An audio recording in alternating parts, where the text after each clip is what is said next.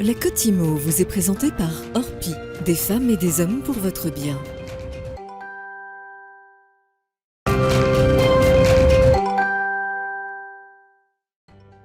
Bonjour à toutes et à tous et bienvenue sur le plateau de la Côte Imo diffusée tous les jours sur Bismart et Radio Imo. Et comme tous les jours, nous avons le plaisir de nous retrouver avec Sylvain Lévy-Valency. Bonjour Sylvain. Bonjour Nicolas. Et oui, nous sommes lundi les amis, un début de semaine qui est dédié, comme vous le savez, à la tech. Cette émission va vous faire découvrir effectivement des nouvelles façons peut-être de travailler. C'est le moment geek pour justement essayer de réfléchir sur les innovations PropTech de la sphère Imo.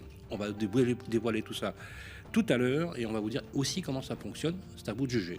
Exactement Sylvain. En fait, aujourd'hui, nous allons faire connaissance avec deux jeunes sociétés innovantes dans leur catégorie pour aborder d'une part l'avenir des néo-agences, mais également la façon d'optimiser les projets de construction grâce au digital. À la tête de ces sociétés, deux entrepreneurs que nous aurons le plaisir de recevoir dans un instant sur le plateau de la Côte Imo. Thomas Venturini, tout d'abord, sera avec nous, le cofondateur de Liberkeys, afin de nous expliquer un peu ce nouveau modèle des agences immobilières et afin de comprendre ensemble quel est son avenir.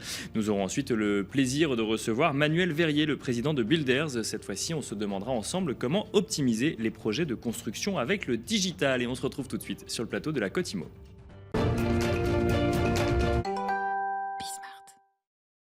Les néo-agences, Nicolas, est-ce que vous savez ce qu'est une néo-agence ? Ce sont des agences qui vendent un business model qui casse les codes des agences immobilières, les agences dites traditionnelles.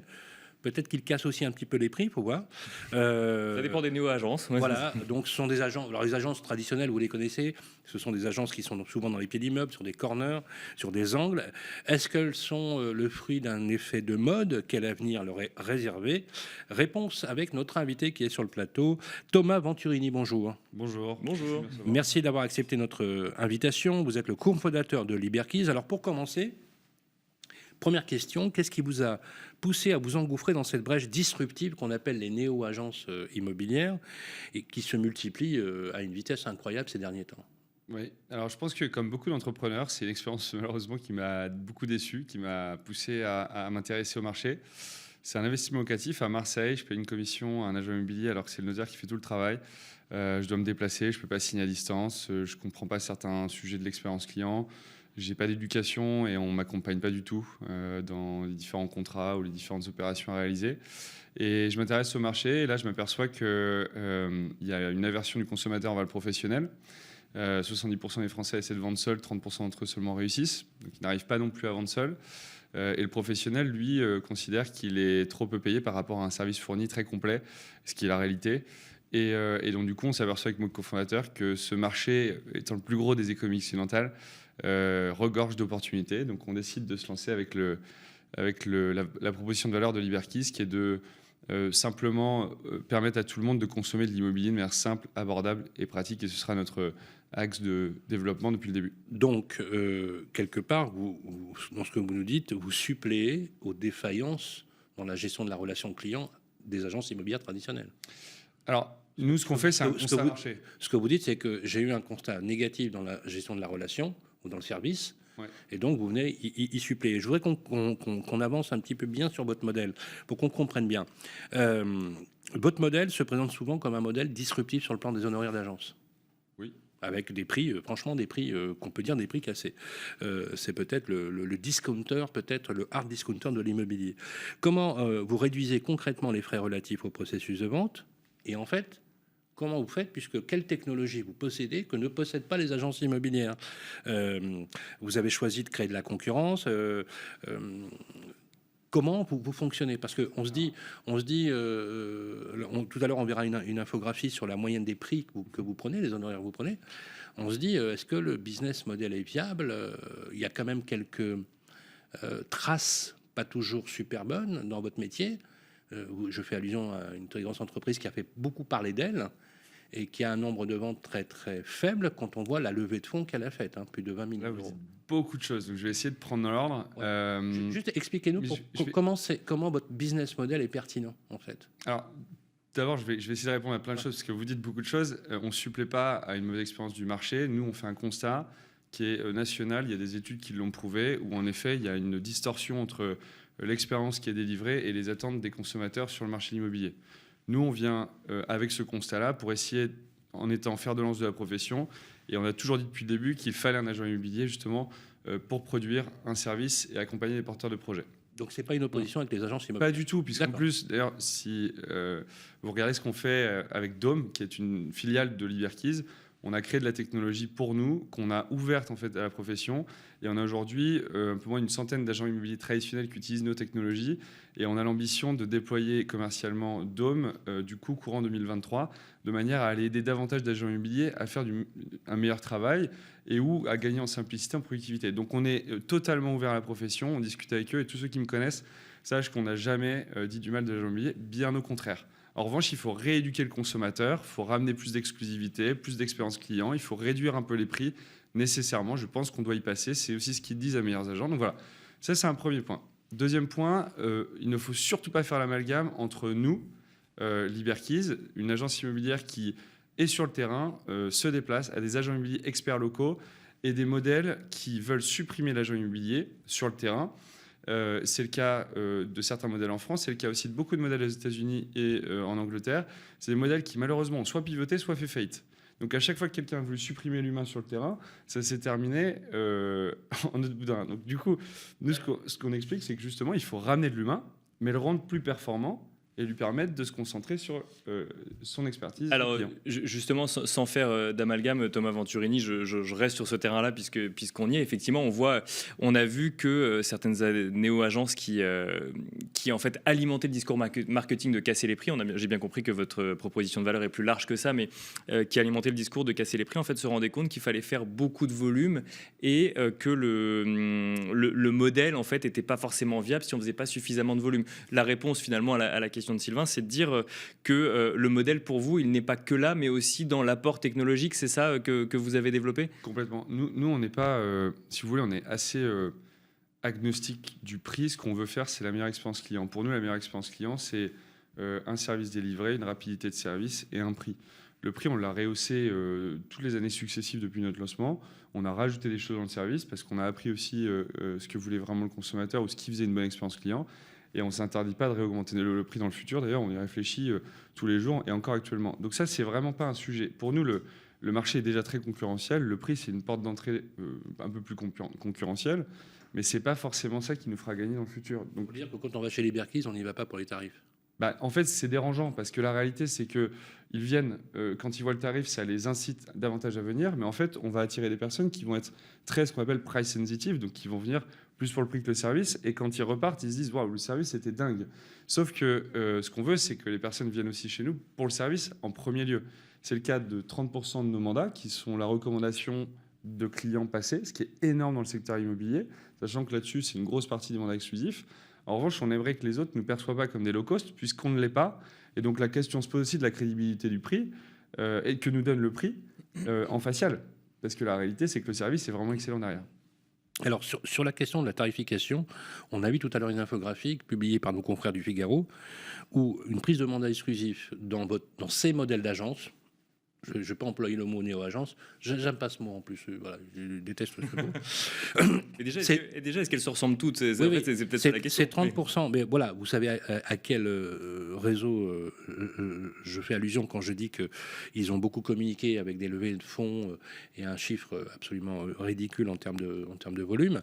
La question, c'est finalement, quand je vous écoute, Thomas Venturini, on a l'impression que vous êtes une agence presque classique, avec un support digital développé, une façon peut-être de gérer la relation client développée, peut-être plus à l'écoute de l'acquéreur. C'est intéressant parce qu'en ce moment, on découvre beaucoup les vertus de l'acquéreur, ce qui est intéressant quand le marché se resserre. Donc, tant mieux, c'est bien. Donc, du coup, vous allez vous faire des amis dans la profession, c'est bien. La question, c'est combien ça coûte Liberkeys? C'est quoi le modèle économique de Liberkeys? Est-ce que vous avez un forfait en honoraire? Est-ce que c'est en pourcentage? Comment ça se passe? Oui, c'est une très bonne question. Alors, merci. On fait un gros travail en B2C où on développe justement un service à destination de porteurs de projets, particuliers résidentiels anciens. À ce titre-là, en effet, on ressemble plutôt, en tout cas, le service, un service d'agence immobilière. On s'appelle Néo parce qu'il faut se labelliser et en effet, on est une start-up. Après, on n'est pas une agence classique dans le sens où On fait une croissance 2 à 3 fois par an. On a un service où on vend un bien en général 2 fois plus rapidement. On a des parcours totalement digitalisés pour nos clients. On est capable d'apporter d'autres solutions. Ça, c'est un premier point. Et de l'autre côté, on a une activité de développement techno où on est monté jusqu'à une trentaine d'ingénieurs quand même en interne. On a investi plusieurs millions d'euros depuis le début de Liberkies dans la technologie à destination de l'expérience du client, mais aussi à destination de l'expérience de l'agent.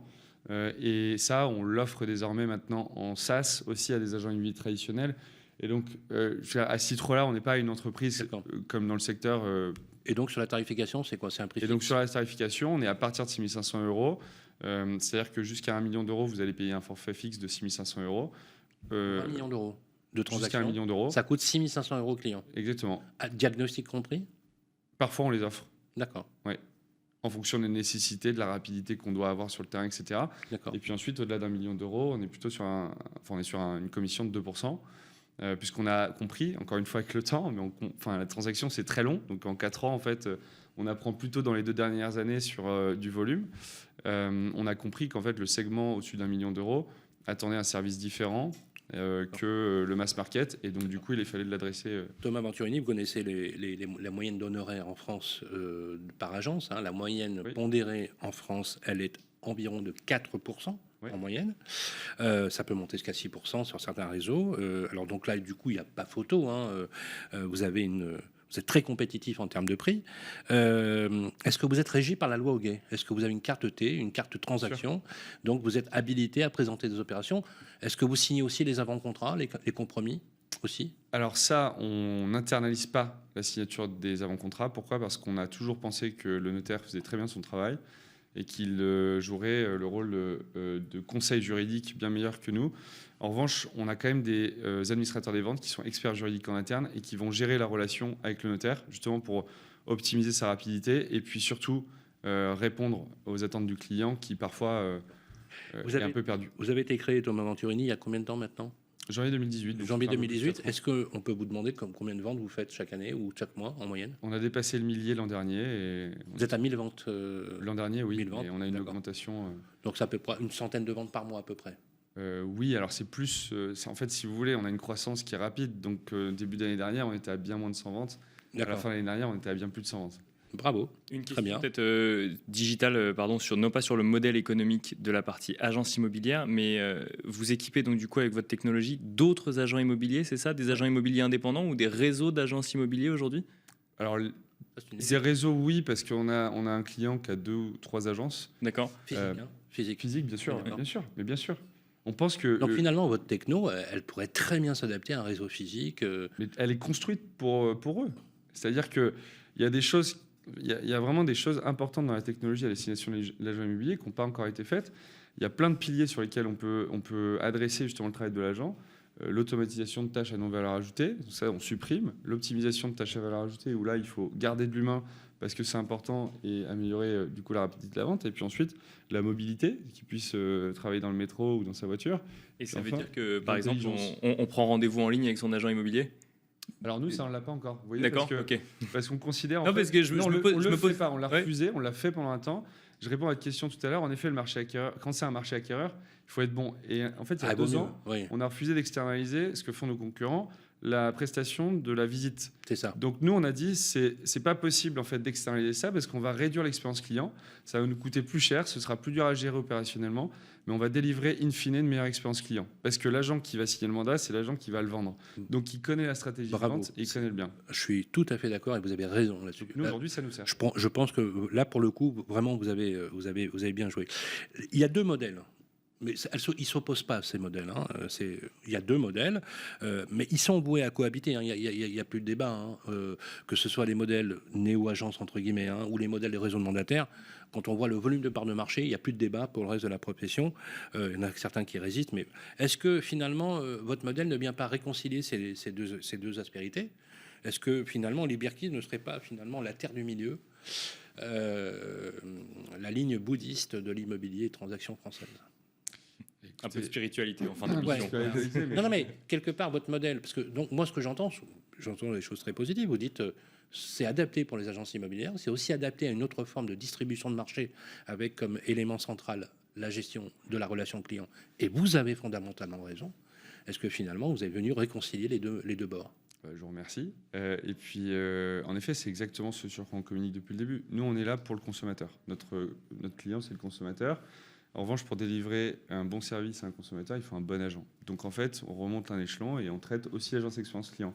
Et donc, nous, ce qu'on a conceptualisé, c'est vraiment l'expérience client, mais on a aussi conceptualisé l'expérience agent. Il faut un agent qui soit bon, heureux au boulot et qui rentre chez lui le soir en se disant « j'ai fait du bon boulot pour mon consommateur ». Donc en effet, et on a appris beaucoup du secteur traditionnel et je pense qu'on donne aussi beaucoup au secteur traditionnel. On tire le trait, hein. Dans 5 ans, on converge. Et je pense que c'est une bonne chose si on converge dans le bon sens. Après, nous, on va continuer de challenger. Et justement, ce que j'explique à mes équipes, continuez de prendre du recul. Ne vous endormez pas, parce que ce qu'on a fait, c'est cool, on a innové. Mais maintenant, il faut innover. Il faut continuer d'innover, sinon on ne sera plus challenger, on sera challengé. Donc, attendez à ce que dans 5 ans, on soit encore avec de nouvelles innovations chez Liberkeys. Eh ben, on en reparlera sur le plateau de la Cotimo. Alors, en tout cas, merci beaucoup pour vos éclairages, Thomas Venturini. Merci. Je rappelle que vous êtes le cofondateur de Liberkeys. Et quant à nous, on se retrouve dans un instant, toujours sur le plateau de la Cotimo.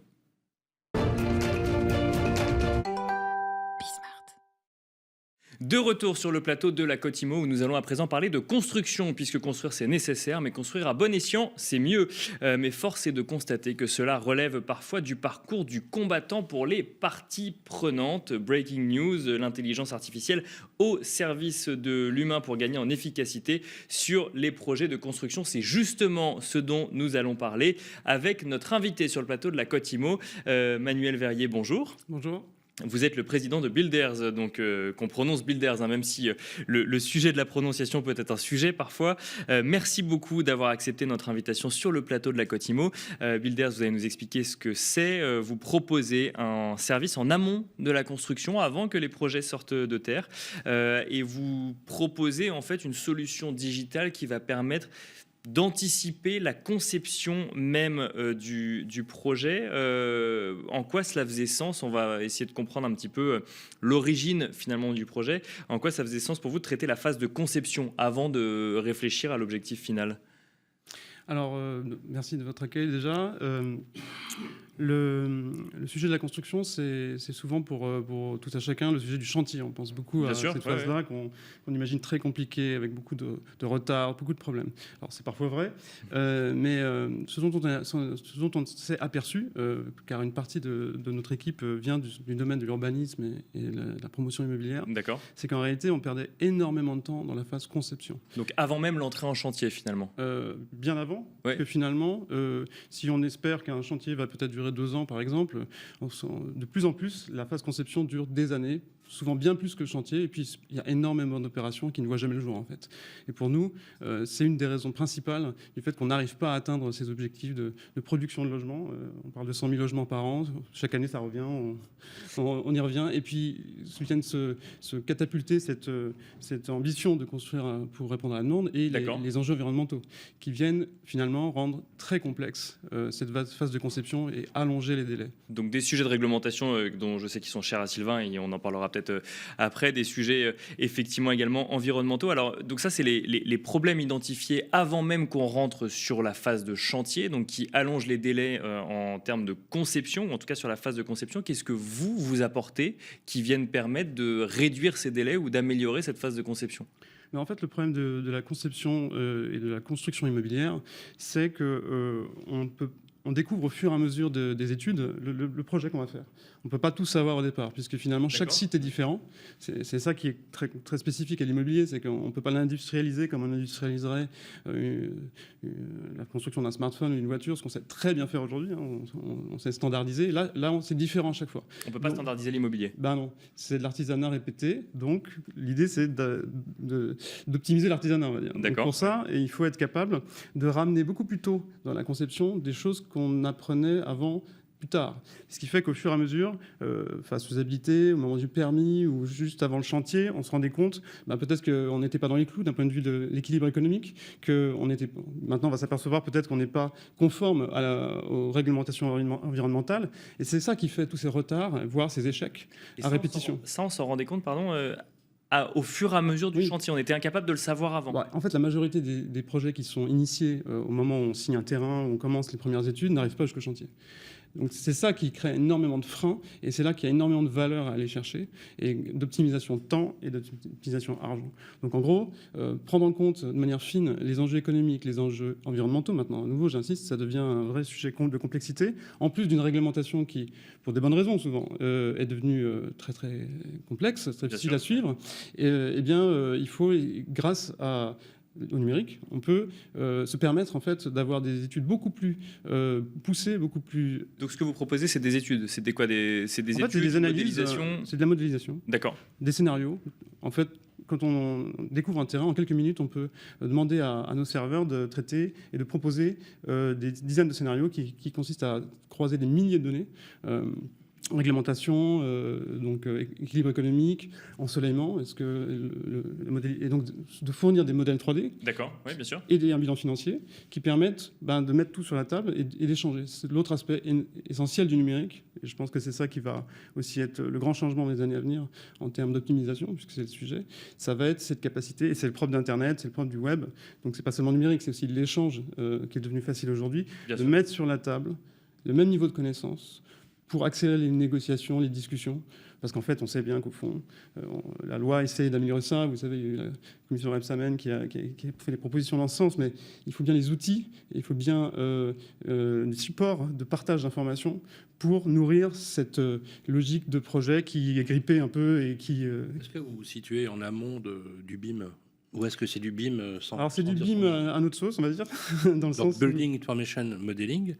Est-ce que... Parce une étude, c'est McKinsey qui a publié une étude et compagnie, de Text Normal in Construction en 2020, estimait que la conversion digitale du monde de la construction, qui est très, très hétéroclite dans notre pays, parce que 90% des boîtes de construction sont des TPE, des PME, donc une conversion digitale qui tarde à venir finalement, c'est 50%, plus de 60% d'augmentation du taux de productivité.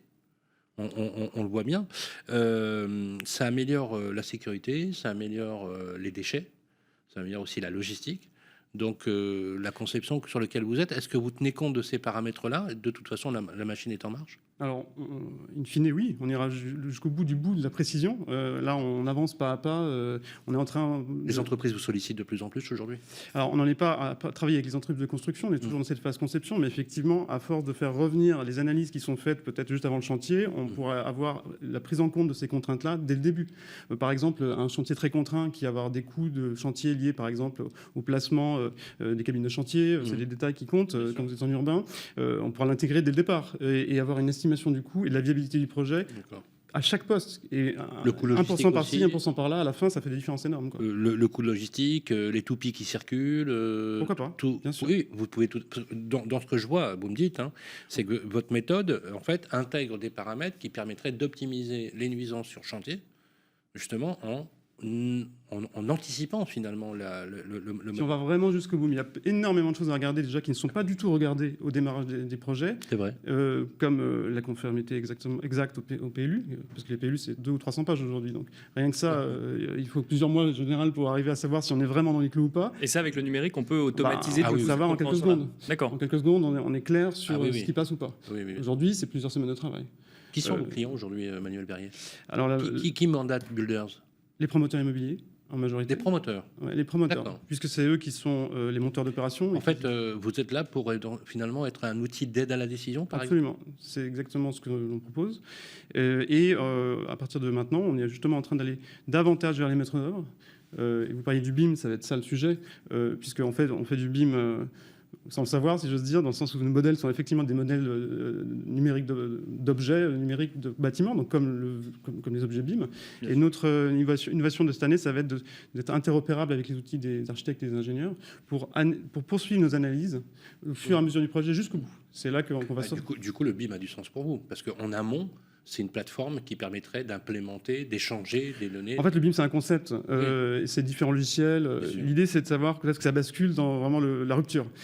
Le BIM, ça fait 15 ans que ça existe, en fait, et la rupture n'a pas eu lieu vraiment. Parce que ça tarde à...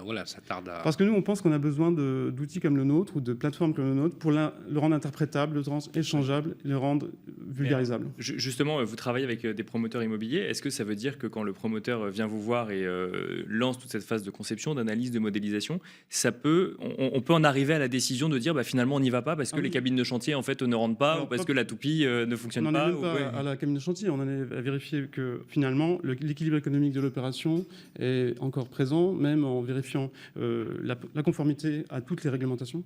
Et ça, je dirais que c'est presque notre valeur numéro 1, c'est-à-dire faire en sorte qu'on abandonne le projet le plus vite possible. Mais alors ça c'est votre valeur numéro 1, mais c'est ce que je comprends le moins. Ça veut dire qu'avant on pouvait monter des projets immobiliers sans être sûr de la rentabilité économique du projet. Et oui. Bah oui, parce qu'en fait on ne peut pas avoir tous les paramètres. 1% de surface en plus ou en moins finalement à la fin, et 1% en plus sur les coûts de construction, ça peut suffire à mettre à plat la marge et donc la rentabilité du projet. Et oui, les projets sont abandonnés au bout de 6 mois, 1 an, 3 ans parfois. Alors, tous les plans territoriaux aujourd'hui sont en open source. Absolument. Donc vous les avez indexés, je pense que Absolument. vous les avez intégrés. Est-ce que finalement, quelque part, c'est à peu près les mêmes types de fonctionnement chez Builders que par exemple Calfoncier je sais qu'on beaucoup part souvent à eux, mais ou Cityscan, enfin vous me dites. Alors la différence, c'est que c'est l'interprétation de la donnée. Ce qu'on a développé, c'est une intelligence artificielle qui va être capable de lire cette donnée et de produire des modèles 3D, des modèles financiers, des modèles d'analyse qualitative. Donc on va dire, sur la phase d'après.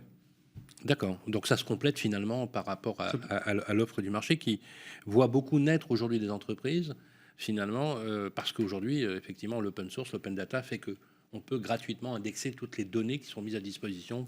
Oui, la plupart des données sont en libre service, si je veux dire. Et ça a été l'esprit du législateur il y a déjà longtemps aussi. C'est pour ça que ça prend du temps. Le temps que tout soit ensuite structuré. Et en France, on est très en avance là-dessus, il faut le savoir. C'est important. C'est très juste. On a une open data on fait partie des pays qui ont joué le jeu le mieux.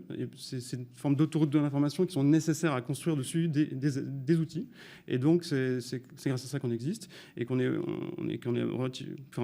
fortement en avance, même à l'échelle européenne, par rapport à nos concurrents potentiels, et qu'on va pouvoir aller vers d'autres territoires, d'ailleurs, comme la Grande-Bretagne, qui est aussi un pays qui est très structuré sur l'open data. Une dernière question, Sylvain l'a rappelé tout à l'heure, on est dans le domaine de la construction ou de la promotion immobilière aussi face à des TPE ou des PME qui du coup n'ont pas forcément intégré l'idée, alors c'est peut-être une idée reçue, peut-être que vous allez me dire le contraire, mais qui n'ont peut-être pas forcément intégré l'idée de s'équiper d'énormément d'outils digitaux. C'est un frein aujourd'hui pour vous dans le développement économique de la société ? Non, pas du tout. Nos clients, par exemple, c'est aussi bien des filiales ou des agences de grands groupes qui ont des milliers d'employés que des TPE. On ne pensait pas, d'ailleurs, au départ, on visait plutôt les PME, pas les structures de 10 personnes et même moins. Eh bien, celles qui sont venues à nous. Et en fait, parmi elles, il y a aussi des acteurs extrêmement dynamiques qui veulent se différencier, prendre des parts de marché, optimiser, se dire que finalement, ils vont pouvoir travailler autrement. Donc, en fait, il y a aussi toute cette population souvent plus jeunes ou plus innovants qui viennent vers nous. Et je pense que c'est comme ça qu'on travaille aussi avec toutes les tailles d'entreprise. Merci beaucoup Manuel Verrier, je rappelle que vous êtes le président de Builders. Merci d'être venu sur le plateau de la Côte Immo. Sylvain, c'est déjà la fin de cette première émission de la semaine qui s'ouvre ensemble de la Côte Immo. Voilà, semaine d'été d'ailleurs. Merci Manuel Verrier d'être passé sur le plateau de la Côte Immo. Merci à toutes et à tous de nous avoir suivis. C'était la Côte Immo diffusée en simultané sur Bismart et sur Radio Imo chaque jour à midi. Merci à nos invités. On vous dit à demain, même heure, même endroit. Et demain, on va parler, comme chaque mardi, on va parler de green. À demain. La Côte Immo vous a été présentée par Orpi, des femmes et des hommes pour votre bien.